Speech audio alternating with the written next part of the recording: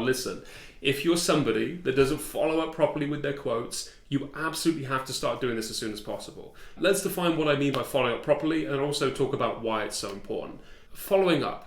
A lot of people feel as though when they go to follow up with someone they sent a quote to, that they're going to be annoying them, they're bugging them, and it's going to diminish the chances of winning the contract. I can tell you categorically that that is simply not true. If you are not following up with your leads, if you're not following up with the quotes that you have sent across recently, you are leaving money on the table. It is as simple as that.